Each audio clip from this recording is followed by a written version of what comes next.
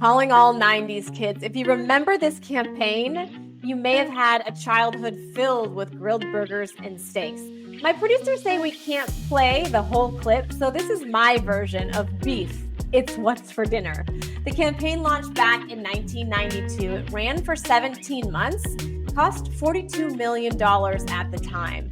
But for a lot of us, it still lives on today. But these days, it's more like beef. Buyer beware. Beef prices are soaring in this country. In this video, we're digging into why it's happening.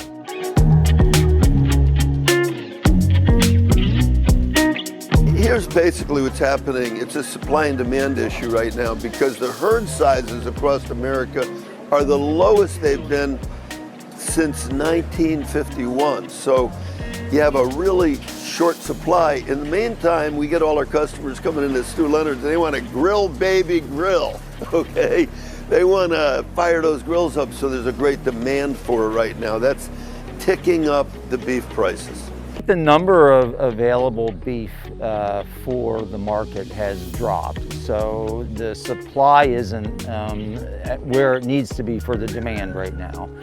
So I know this year in the spring there were a lot of individuals coming from out west and buying cattle here in the East Coast and trucking them out west.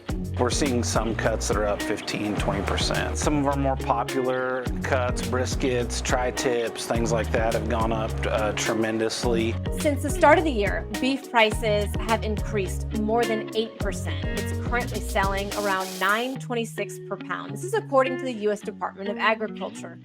In July, it was around $6.34 a pound, and in August, it went up to $6.63. In fact, retail prices for your favorite steak or ground beef were up 13% in August alone.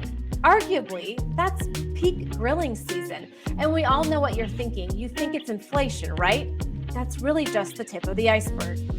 The mega drought in the western U.S., the region's worst in 1,200 years.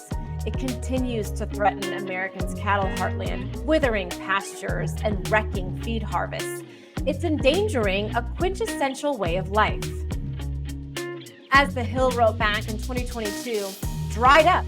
The Texas cattle industry faces an existential crisis after that historic drought, and we're seeing those impacts still today. It's been a series of unfortunate circumstances. Yes, you have crippling drought and you have parasitic infections, but there's also been a huge inventory depletion. All of this is really just the beginning.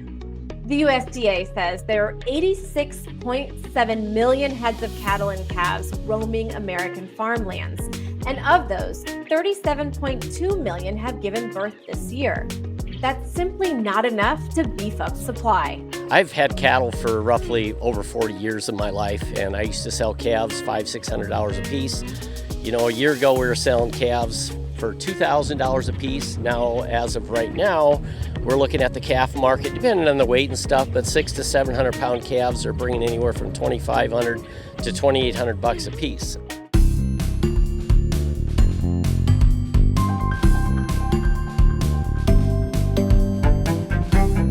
We're going to be charging a discounted reciprocal tariff of 34%. I think, in other words, they charge us, we charge them less. So how can anybody be upset?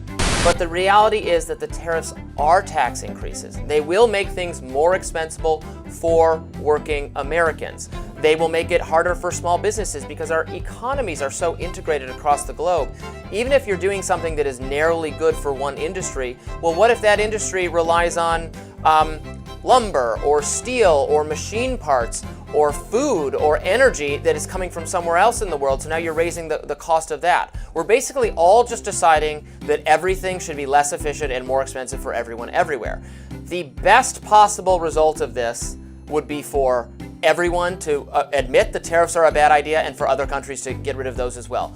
I hear Trump on the, well, if they're so bad, why are they doing it? Well, they shouldn't be doing it either. But just because they're shooting themselves in the foot doesn't mean we have to do that too. Last year, Americans consumed 4.1 billion pounds of imported beef from countries such as New Zealand and Australia. According to the White House, both of those countries are facing a 10% tariff. And Brazil, another source for the very popular meat, might be looking at an even higher percentage, close to 50%, potentially falling into the hands of consumers. The trajectory for the price of beef is far from stable. The problem is kind of twofold a little bit. The rising beef prices have, this is something that's already been going on. There's shrinking herds, there's drought. Okay, that's led to production problems even before the tariffs. Now the tariffs, which have been added, we're seeing some, price pressure for things like beef.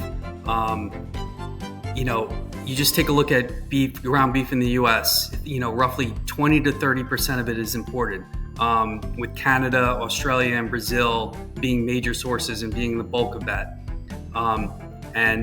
This has led to the USDA last month. They put in their monthly supply and demand report. They warned in their forecast that the production is going to dip this year and next year. I think they put it at around 31 billion pounds, which would be the lowest since 2019. They do go on and note in there that, beef imports for 2025 are lowered to reflect the trade data, through the first half of this year. And they continue on and say, with reduced shipments due to higher tariffs, particularly from Brazil.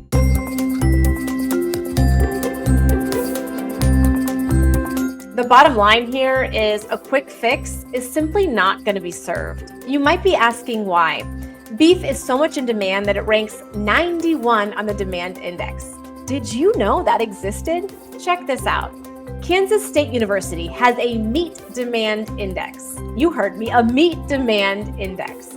It measures the ration of buying pressure to selling pressure in an ever-fluctuating economy. Beef is 91 out of 120.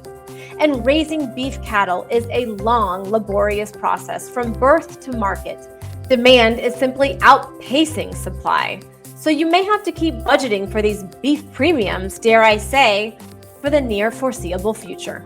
My guess would be we would continue to see those prices steadily increase as we head towards the end of 2025, with the hope that by 2026, 2027, we start seeing an increase in that supply side and prices tend to level off and start coming back down that direction.